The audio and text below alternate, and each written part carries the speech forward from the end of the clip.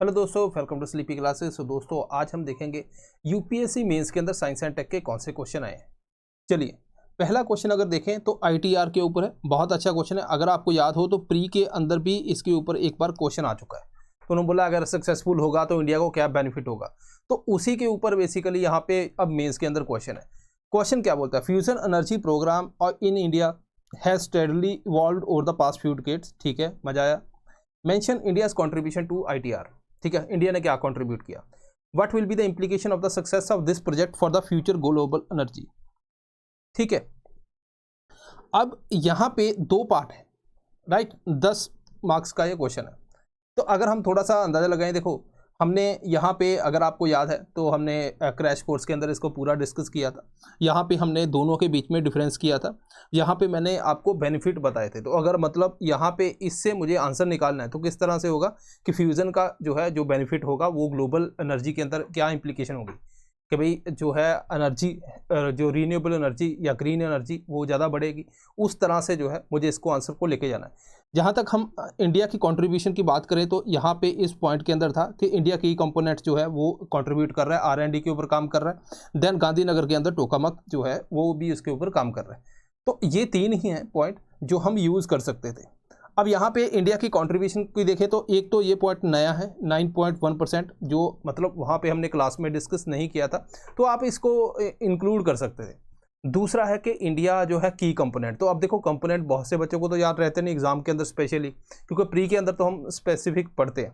तो वहाँ पे आप की कंपोनेंट्स हैं, है ना, जो इसको सक्सेसफुल करेंगे। इस तरह से रिसर्च एंड डेवलपमेंट के अंदर भी काम कर रहे हैं, साइंटिस्ट भी काम कर रहे हैं। तो जो जनरल पॉइंट होते हैं उनका आप बेनिफिट ले सकते थे। अगर आपको गांधीनगर वाली एग्जाम्पल याद होगी तो बहुत अच्छा है। तो इस तरह से जो है हम वहाँ पे जो है कुछ ना कुछ ऐड ऑन कर सकते हैं। देखो अब जो नए बच्चे हैं जिन्होंने पहली बार अब देखा कि मीन्स क्या होता है, तो उनके लिए क्या है कि ये फ्यूज़न क्या है और फिजन क्या है ना। फिजन बेसिकली जो हम न्यूक्लियर रिएक्टर के अंदर यूज़ करते हैं, राइट, जिसके अंदर क्या है यूरेनियम के ऊपर हम स्ट्राइक करते हैं न्यूट्रॉन और देन वो प्रोसेस चलती है। उसके अंदर वेस्ट भी बहुत है। अब फ्यूज़न की बात कर रहे हैं। फ्यूज़न के अंदर क्या है कि आप जो है जैसे सन के अंदर जो प्रोसेस होती है ना, हाइड्रोजन मिलके हीलियम बनाते हैं, उस तरह से। हालांकि हाइड्रोजन के आइसोटोप्स होते हैं, ड्यूट्रियम एंड ट्रिटियम। तो ये हीलियम बनाते हैं, देन वहाँ पे एनर्जी जनरेट होती है। वो प्रोसेस अर्थ के ऊपर करना थोड़ा मुश्किल है। उसके अंदर क्या है, आपको हाई टेम्परेचर भी मेंटेन करके देखना है, जैसे सन के अंदर है। तो चाइना का एक आर्टिफिशियल सन करके जो है वो प्रोजेक्ट है, उसने ये करके दिखाया। रिसेंटली यूएस ने जो न्यूक्लियर एनर्जी ब्रेक थ्रू वो करके दिखाया कि भाई जितनी एनर्जी हम दे रहे थे उससे थोड़ी सी ज़्यादा जनरेट की। इसके अलावा यहाँ पे बहुत ही लो टेम्परेचर भी मेंटेन करना पड़ता है। ठीक है, तो दोनों टेम्परेचर एक साथ मेंटेन करने, तो क्रायोस्टेट वगैरह उसके लिए काम करते, तो इंडिया जो है उसको भी जो है कंट्रीब्यूट कर रहा है। तो उस तरह से हम देख सकते थे।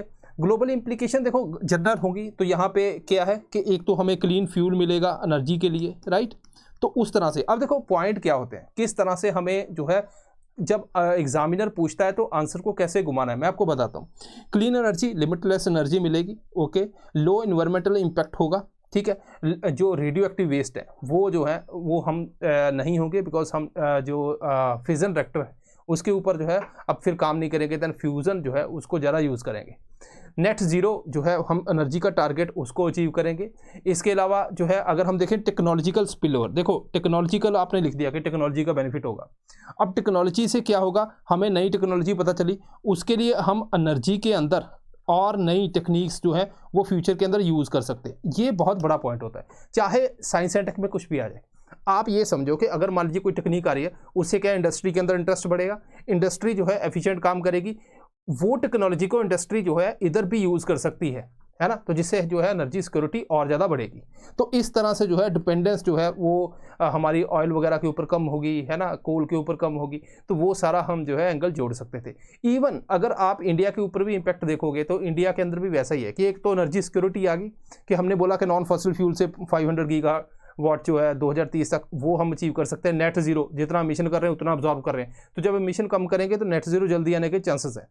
इंडस्ट्री के अंदर जो है अपग्रेडेशन होगी, क्योंकि कोई भी टेक्नोलॉजी है वो नहीं आती है तो अपग्रेडेशन होती है, ठीक है। इसके अलावा अगर हम बात करें यहाँ पे तो ह्यूमन कैपिटल बनेगी कि अब वर्ल्ड क्लास साइंटिस्ट इतने लोगों को जो है कंट्रीज़ के साथ जो है हम मिलके काम कर रहे हैं, तो वो भी हमें बेनिफिट डेफिनेटली देगा। तो हालांकि इंडिया वाला नहीं पूछा, लेकिन आपको पता होना चाहिए, इसलिए मैंने यहाँ पे डाला।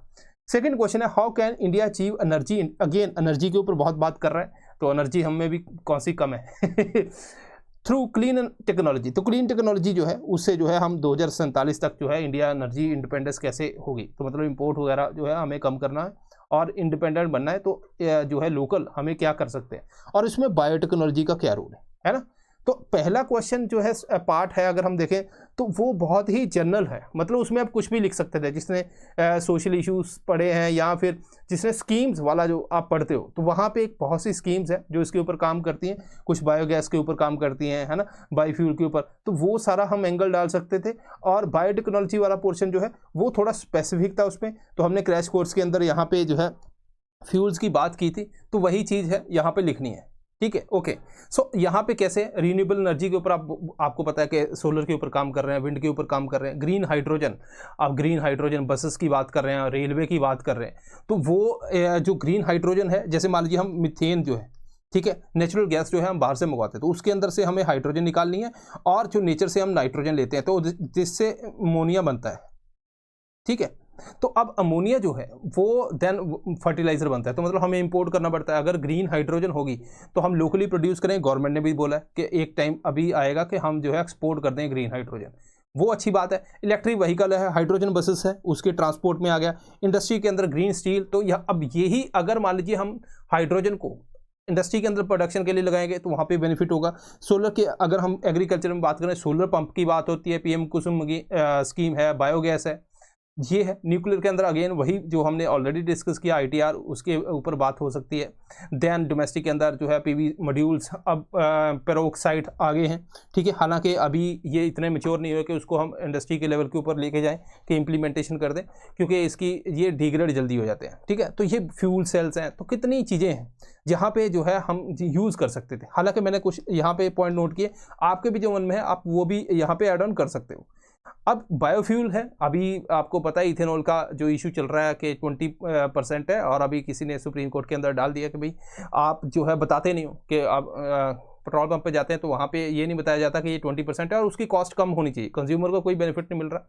तो ये इसके ऊपर जो है अभी देखते हैं सुप्रीम कोर्ट क्या कहती है। क्रिस्पर या जीएम एनर्जी क्रॉप्स हैं जिसके अंदर हम अगर मान लीजिए हम जीन एडिटिंग कर दें तो वो हाई सेलुलोज हो जाएगा, तो उससे क्या है कि हमारी इथेनॉल यील्ड बढ़ जाएगी। बायोडीजल हम प्रोड्यूस करते हैं, तो इससे क्या है कि हम ऐसे प्लांट बनाएंगे जिससे जो है मैक्सिमम हम इथेनॉल या डीजल जो है वो ले पाए, राइट। देन एनारोबिक डाइजेशन है, जिससे मेथनोजन बैक्टीरिया वगैरह आते हैं, तो बायोगैस है, इंजीनियर करेंगे और वो क्विकली काम करेंगे।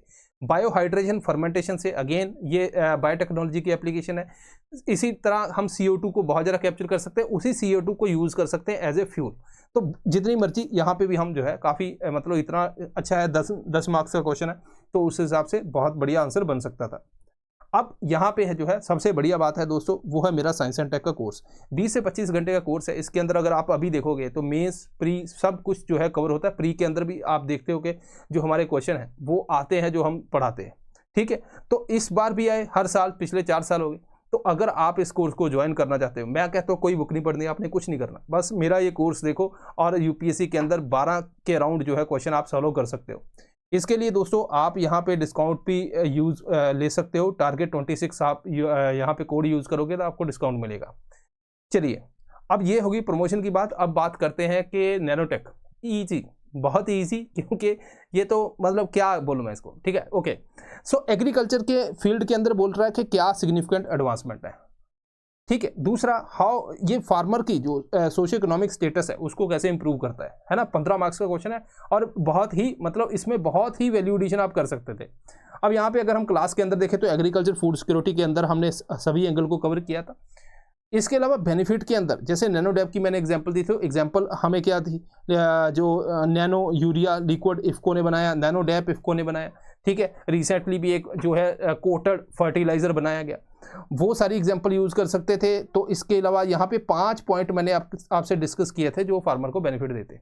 तो पाँचों के पाँचों यहाँ पे 2 हैं इस स्लाइड पे, बाकी जो है वो मैंने यहाँ पे डाला स्क्रीनशॉट, क्या करना है इतना, ठीक है। तो ये सारा हमने कवर किया था। चलो इसको देखते हैं। फार्मर की फूड सिक्योरिटी की बात करते हैं, हम एग्रीकल्चर सिक्योरिटी की बात करते हैं। तो ठीक है, यहाँ पे अगर हम देखें तो इसको चलो छोड़ दो, ये क्या डाल दी। ओके, सो नैनो फर्टिलाइजर, पहली बात है कि कम यूज़ होते हैं, यूरिया आपको बहुत ज़्यादा यूज़ करना पड़ता है जो ट्रेडिशनल है। नैनो जो है वो पोर्स के अंदर जल्दी चले जाते हैं, तो यूज़ का मतलब उसका ओवरऑल जो है क्वांटिटी कम लगती है। इवन जो 500 ml की बॉटल है यूरिया के एक बैग बराबर होती है, तो उससे एक फार्मर को कॉस्ट कम पड़ेगी और न्यूट्रेंट यूज़ एफिशिएंसी प्लांट की बढ़ जाती है। ठीक है, ये बेनिफिट हो जाता है। सिमिलर केस है नैनो पेस्टिसाइड के लिए। सॉइल हेल्थ सेंसर क्या है कि वो सॉइल हेल्थ के जो सॉइल की हेल्थ बताते हैं। जैसे अभी फार्मर को पानी कब देना है, तो सॉइल सेंसर क्या करते हैं, वो सेंस करते हैं, देन वो सिस्टम के थ्रू जो है सिग्नल भेजते हैं, अल्टीमेटली वो फार्मर के मोबाइल पे आ जाएगा, तो उसको पता चल जाता है अब पानी देना है या मॉइस्चर की कमी है, तो वो सारा मॉनिटर कर सकता है। कभी कभी हम ज़्यादा पानी देते हैं, कभी कभी कम। ज़्यादा तो यही होता है कि जब लाइट आ गई बस चल जाए मोटर, और पानी दे देते हैं जब बंद कब करनी है, जब लाइट चलेगी। तो ये इशू होता है। फूड पैकेजिंग के अंदर क्या है कि जैसे अभी फूड आता है तो उसमें कुछ हमें पता तो चलता नहीं। फूड पैकेजिंग के अंदर क्या है, ऊपर एक लेयर लग जाएगी, नैनो कोटिंग हो जाएगी, जिसमें सिल्वर यूज़ कर सकते हैं। उससे क्या है कि जो माइक्रो ऑर्गेनिज्म, क्योंकि वो उसका नेचर क्या है सिल्वर का, एंटी माइक्रोबियल, तो वो एक माइक्रो ऑर्गेनिज्म से फूड खराब होने नहीं देता, तो शेल्फ लाइफ बढ़ जाती है। दूसरा यहाँ पे ये है कि कुछ ऐसी कोटिंग आती है कि वो अगर मान लीजिए हम शॉप से फूड लेते हैं, फ्रोजन फूड है, आपको नहीं पता वो खराब है, तो वो क्या है कि जो कोटिंग है, अगर वहाँ पे माइक्रो ऑर्गेनिज्म बढ़ गया तो वो कलर चेंज हो जाएगा, तो हमें कलर से पता चल जाता है। तो कितनी अच्छी बात है। सिमिलरली हम डिजीज को डिटेक्ट कर सकते हैं नैनो सेंसर से। ठीक है जी, ओके। फार्मर की सोशियो इकोनॉमिक स्टेटस की बात करते हैं। ओके, तो यहाँ पे क्या है, लोअर इनपुट कॉस्ट है, मैंने आपको बताया कि कम कॉस्ट है तो फार्मर को बेनिफिट होगा। हायर यील्ड है, ठीक है, हायर प्रोडक्टिविटी है। देन यहाँ पे मार्केट का जो प्राइस है, अगर यील्ड बढ़ेगी तो उसको बेनिफिट होगा। एनवायरमेंटल सस्टेनेबिलिटी है, सॉइल की लॉन्ग टर्म फर्टिलिटी रहेगी, तो यहाँ पे फार्मर की इनकम भी बढ़ेगी क्योंकि उसको बार बार यहाँ पे फर्टिलाइजर यूज नहीं करना पड़ेगा। ठीक है, अब अगर मान लीजिए यील्ड भी बढ़ जाएगी तो मार्केट कंपिटिटिवनेस होगी, ये क्योंकि फार्मर की कॉस्ट कम है तो उसको कम प्राइस पे बेचेगा, तो जो फॉरेन की जो एग्रीकल्चर प्रोड्यूसर उनसे हम अच्छे से compete कर पाएंगे। तो उससे क्या है कि हमारी जो फूड है या फिर एग्रीकल्चर प्रोड्यूस है बाहर भी जा सकती है ना। एम्प्लॉयमेंट जनरेट करेगा क्योंकि ये एक नया एरिया अगेन आ गया है, नैनो बेस्ड एग्रीकल्चर, तो यहाँ पे भी जो है इंडस्ट्रीज ग्रो होगी, देन जॉब्स क्रिएट होंगी, तो इस तरह से जो है यहाँ पे हम बेनिफिट ले सकते हैं। ठीक है दोस्तों, तो ये कुछ थे, मैंने कुछ पॉइंट यहाँ पे आपको बताए, तो इनको आप यूज़ कर सकते थे, या जो आपके मन में है वो भी आप यूज़ कर सकते हैं। ऐसा नहीं कि इसी को कॉपी करना है। बेसिकली इसका ये मतलब है कि हम जो लिमिटेड, क्योंकि सोर्सेज होते हैं, तो इसलिए मैंने ऐसा नहीं कि बहुत ही आपको हाई लेवल के ऊपर इस तरह से लिखना था, क्योंकि वो प्रैक्टिकल नहीं। तो जो एग्जाम के अंदर आपके पास हो सकता था, कर सकते थे, मैंने उसी हिसाब से जो है आंसर देने की कोशिश की है। सो दिस इज ऑल, मिलते हैं नेक्स्ट टाइम, थैंक यू।